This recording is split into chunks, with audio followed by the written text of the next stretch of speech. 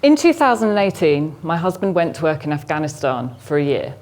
My mum suggested I get a project to work on whilst he was away to distract myself. So I decided to train from a sofa-loving slugabed to someone who was able to run 10 kilometres in the first 6 months of his absence. I did it. And as I walked home from my first race, smug, happy, a personal best under my belt, I said to myself, this is the fittest I've ever been. 3 weeks later, I lost the ability to discern colour in my right eye, and my peripheral vision was diminished too. This was the first of several symptoms of multiple sclerosis, which would manifest over the next 6 months. I was not, it would appear, the fittest I'd ever been.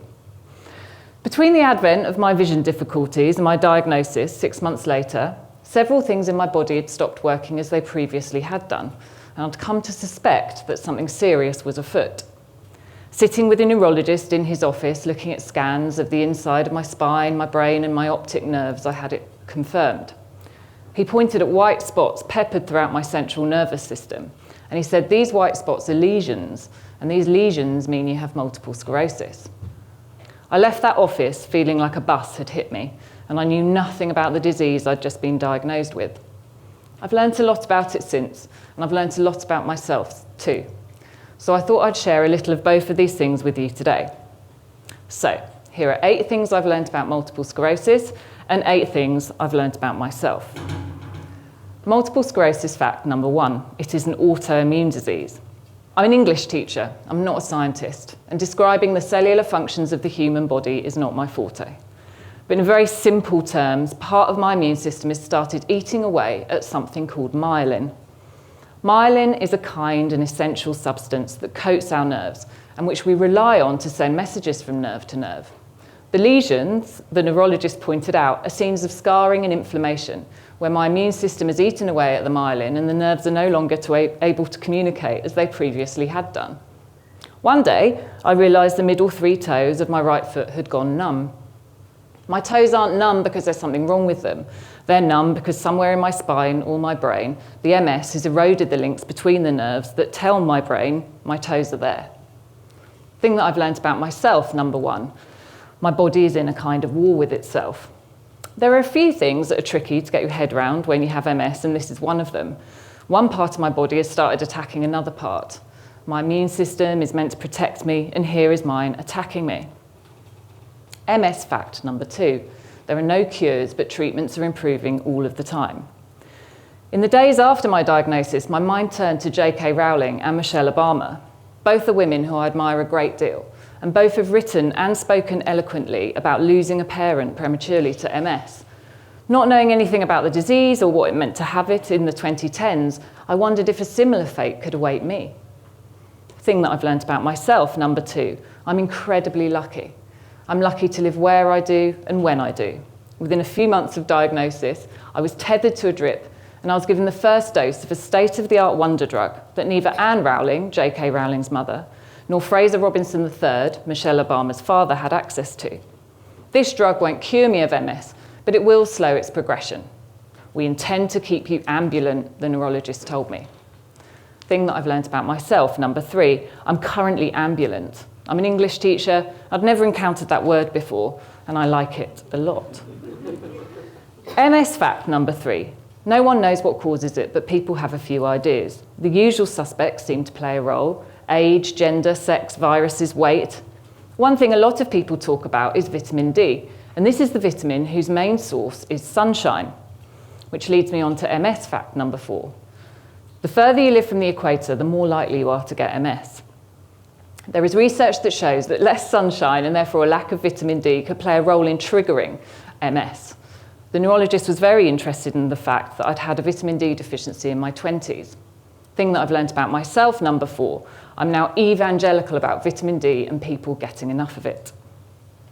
MS fact number 5, it is an unpredictable foe. No 2 people's symptoms are exactly the same, and for some people the disease can be really active for a few years, and then for a few years, or even for the rest of their lives, it goes into a kind of remission. And doctors can't predict what is going to be true for you. Thing that I've learnt about myself, number 5, I no longer know what's around the corner. There are periods still where I feel racked with anxiety about what form my MS is going to take.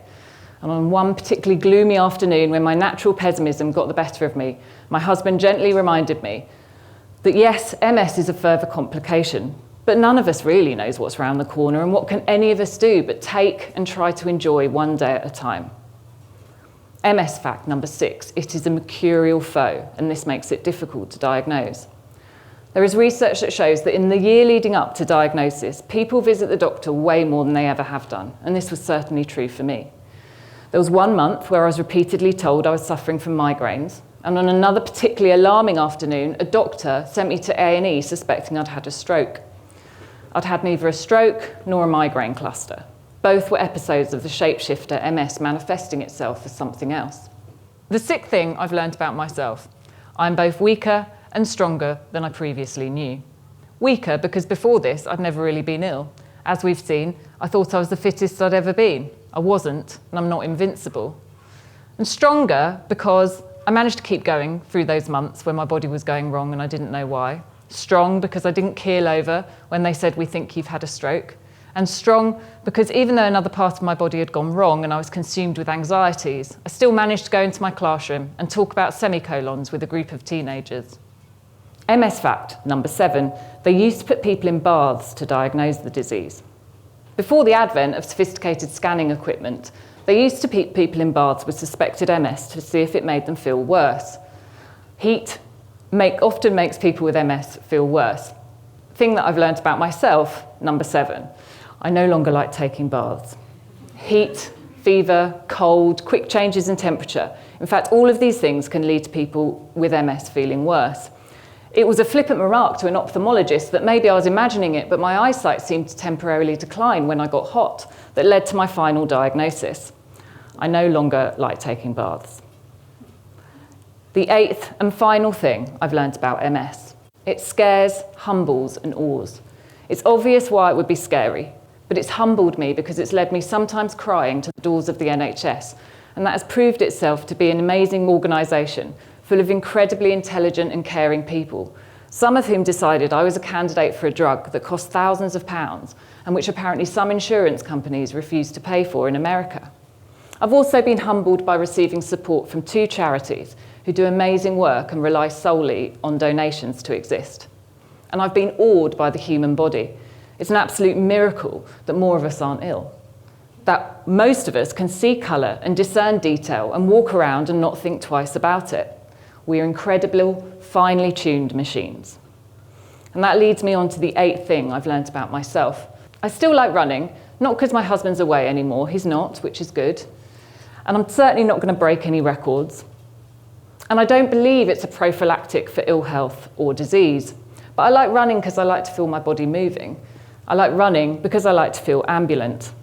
I like running because the prospect of one day not being able to run is a huge motivator. It's an incredible thing that bone, muscle, nerve, and myelin can work together so effectively to push 5 foot and 10 inches of human along the pavement, mostly without incident.